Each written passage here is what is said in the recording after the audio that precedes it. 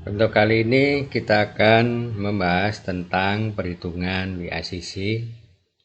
Sebelum kita melakukan perhitungan WACC, kita mulai dulu dengan perhitungan biaya individual yang berhubungan dengan hutang, nanti simbolnya KD. Kemudian yang kedua yang berhubungan dengan saham preferen. Kemudian yang ketiga ini berhubungan dengan saham biasa. Yang keempat berhubungan dengan laba ditahan, dan yang terakhir nanti kita mencoba untuk menghitung WACC, nilai tertimbang dari masing-masing biaya individual yang sudah kita bahas. Kita mulai dari perhitungan cost of debt. Yang pertama yang berasal dari obligasi. Ini ada data PT ABC melakukan investasi. Sebagian pendanaannya dari penjualan obligasi. Data yang kita dapat yang pertama adalah nilai nominal per lembarnya 1 juta, bunga obligasinya per tahun 15%, dan tenor obligasinya selama 10 tahun. Dan pajak yang dikenakan adalah sebesar 20%. Pertanyaannya ada 3 ABCD. Yang pertama adalah hitung cost of debt setelah pajak jika obligasi itu dijual 940. Kemudian berikutnya bagaimana kalau dijual dengan harga 1 juta. Dan yang ketiga dijual dengan harga 1.050.000. Dari pertanyaan ABCD ini bisa kita tarik kesimpulan sebenarnya ketika nilai nominalnya 1 juta, nanti kita jual dengan harga 1 juta. Cost of debt-nya setelah pajak ketemu berapa gitu ya. Kemudian bagaimana kalau kita jual di bawah nilai nominal atau dijual di atas nilai nominal. Nah, kita coba sekarang untuk menjawab pertanyaan A, yaitu KB. Kita masukkan rumusnya.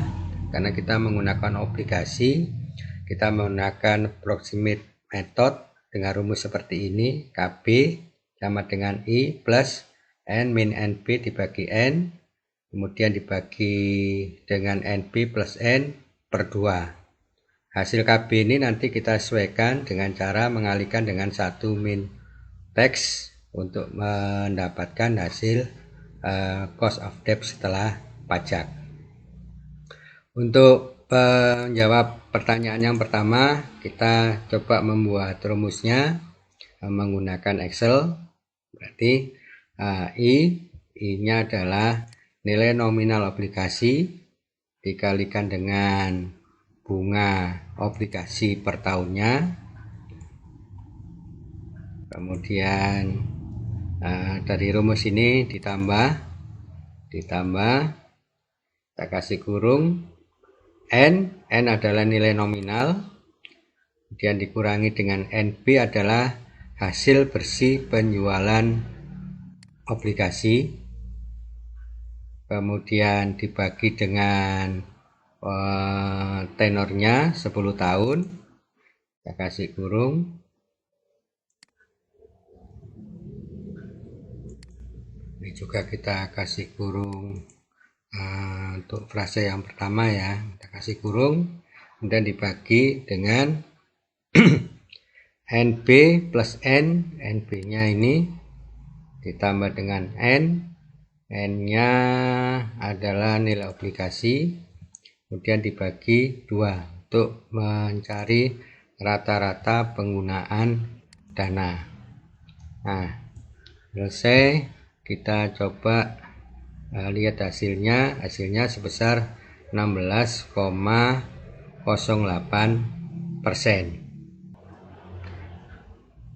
KD tinggal kita cari dengan cara mengalihkan KB dengan 1 min T. Jadi KB kita kalikan dengan 1 min tax. Taxnya adalah 20%. Nah, kita dapatkan angka 12,87%. Sekarang perhitungan yang B ya, kita sama mencari biaya utang setelah pajak. tetapi dengan asumsi obligasi itu dijual dengan harga 1 juta.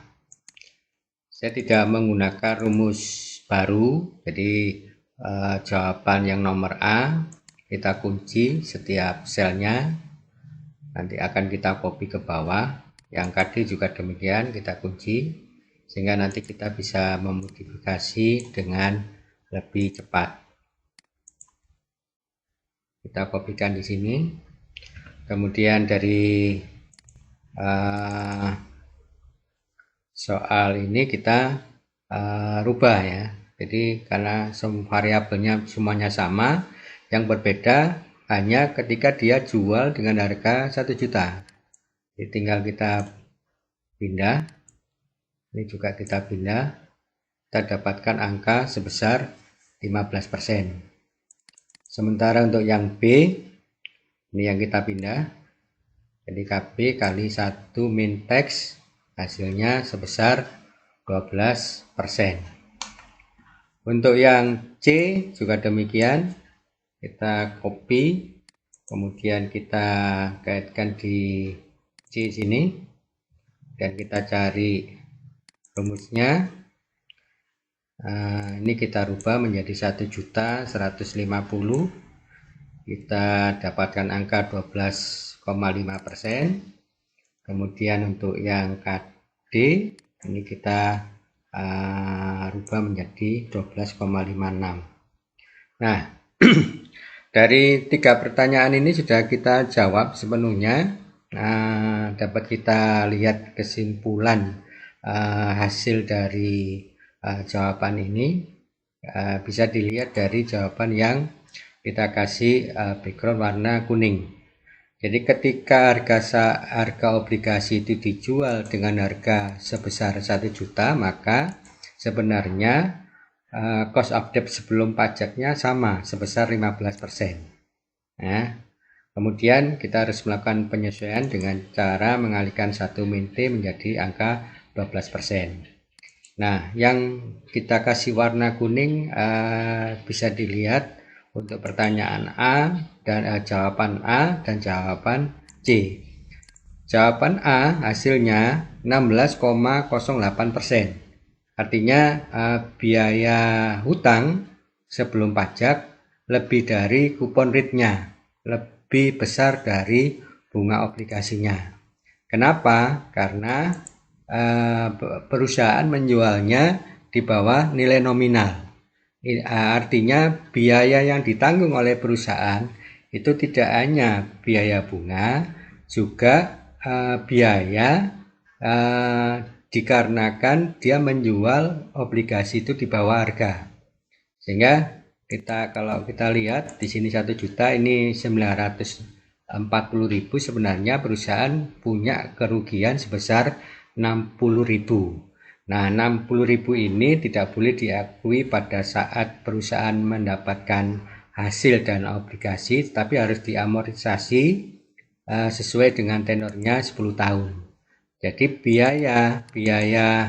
biaya hutang sebelum pajak akan lebih besar dari 15%. Nah, ini kebalikannya jika pertanyaan nomor C, karena dijual di atas nilai nominalnya, maka sebenarnya perusahaan tidak menanggung biaya sebanyak 15%. Perusahaan hanya menanggung biaya sebesar 12,56%. Kemudian yang berikutnya adalah bagaimana jika sumber pendanaan yang berasal dari utang itu dilakukan dengan melakukan pinjaman di bank. Ini kita kasih contoh PT ABC dalam melakukan investasi, sebagian pendanaannya berasal dari utang bank. Data yang berkaitan dengan pinjaman bank, misalnya jumlah utangnya 100 juta, kemudian bunga banknya sebesar 25%, dan pajak kita bikin sama sebesar 20%. Maka angka 25% ini sebenarnya sama dengan KB. Jadi kita tidak perlu melakukan penyesuaian seperti di obligasi. Kenapa kita menggunakan rumus ini? Karena dimungkinkan penjualan obligasi itu tidak sama dengan nilai nominalnya. Nah, karena angka 25% ini merupakan KB, maka untuk mencari KD kita bikin rumusnya, berarti KB dikalikan dengan 1 min pajaknya 20%. Nah, kita dapatkan angka sebesar 20% untuk biaya individual yang berasal dari pinjaman bank.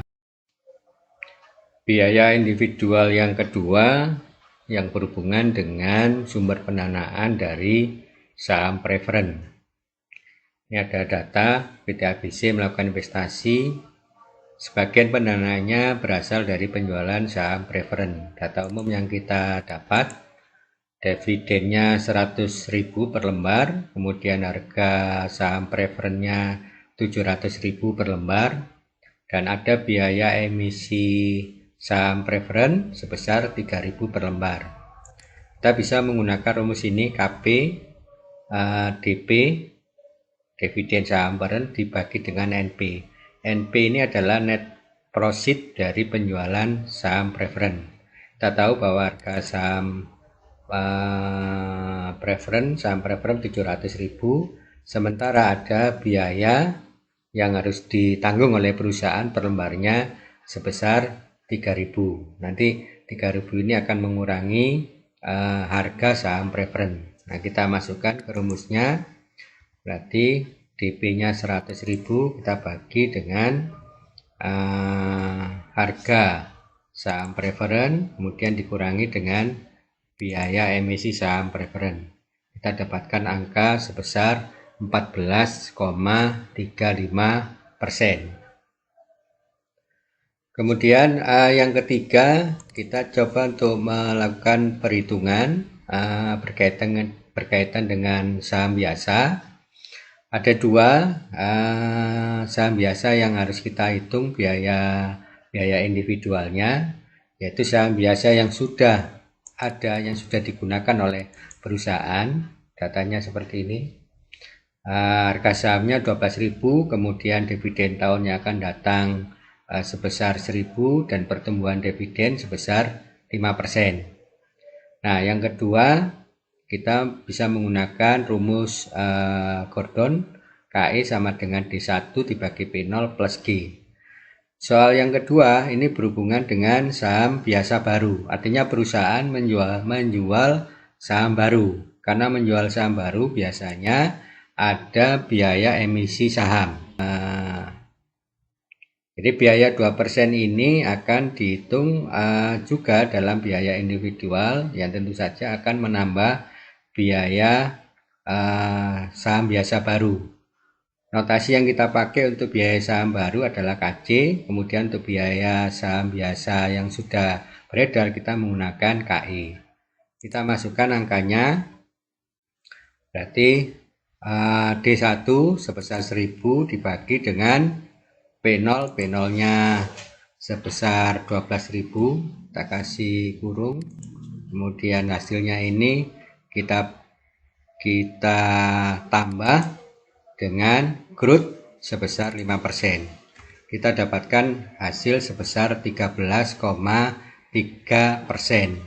Sementara untuk saham baru ini hampir sama rumusnya, berarti ini 1.000 untuk dividennya, kemudian dibagi dengan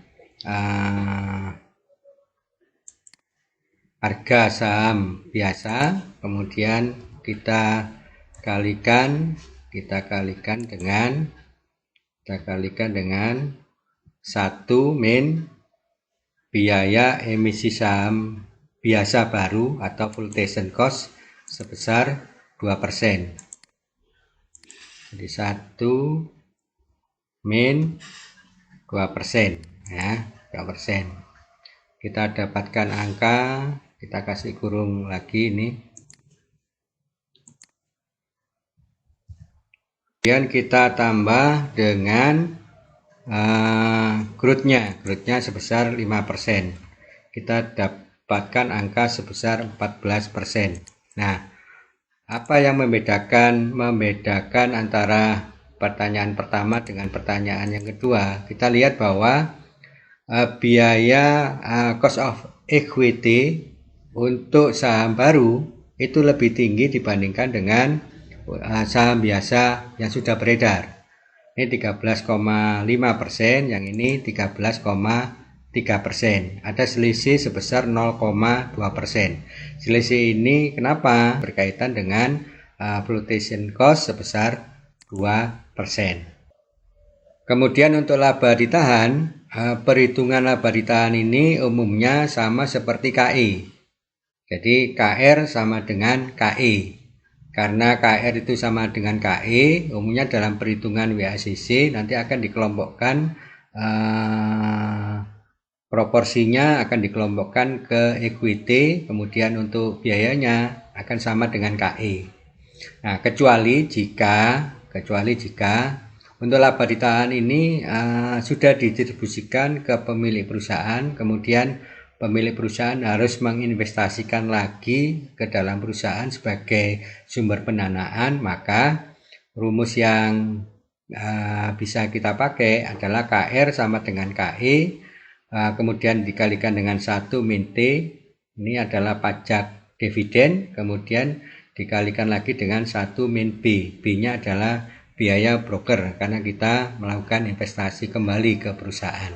Jadi pada dasarnya akan lebih tinggi lagi ya, karena kita akan dikenakan pajak dividen, kemudian kalau kita investasi lagi ke perusahaan, kita juga harus menanggung biaya broker.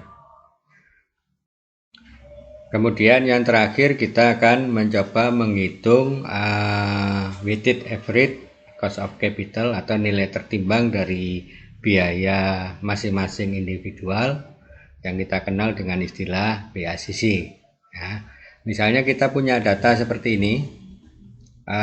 Yang pertama adalah proporsi pendanaan dari setiap investasi yang ada di perusahaan itu didanai oleh utang sebesar 30%, kemudian didanai oleh saham preference 10%, saham biasanya 50%, dan laba ditahannya 10%. Kemudian diketahui juga seperti kita menghitung di biaya individual, misalnya setelah kita hitung untuk utang, biaya individual utang atau KD sebesar 12,87, untuk saham preferennya 14,35, saham biasanya 13,33%, dan laba ditahannya, ingat KR sama dengan KI sebesar 13,33%. Kita menggunakan rumus ini, WACC sama dengan proporsi dari utang dikalikan dengan biaya utang, kemudian ditambah dengan proporsi saham preferen dikalikan dengan biaya saham preferen, dan proporsi saham biasa dikalikan dengan biaya individual saham biasa. Oleh karena itu kita tinggal membuat tabel seperti ini dengan menghubungkan proporsi dari masing-masing sumber pendanaan. Ini 30%, ini tinggal kita copy ke bawah. Kemudian biaya individualnya ini juga kita linkkan. Untuk utang sebesar 12,87, kemudian kita copy ke bawah. Nah, biaya tertimbangnya merupakan perkalian ya. Tinggal kita kalikan antara proporsi dengan biaya individualnya sebesar 12,87 untuk utang, kita dapatkan angka 3,86%. Angka ini juga langsung kita copy ke bawah. Nah, ini adalah biaya tertimbang masing-masing biaya individualnya. Untuk utang 3,86%, saham preference 1,43%, untuk saham biasanya 6,67%, dan laba ditahannya 1,33%. Untuk WACC tinggal kita jumlahkan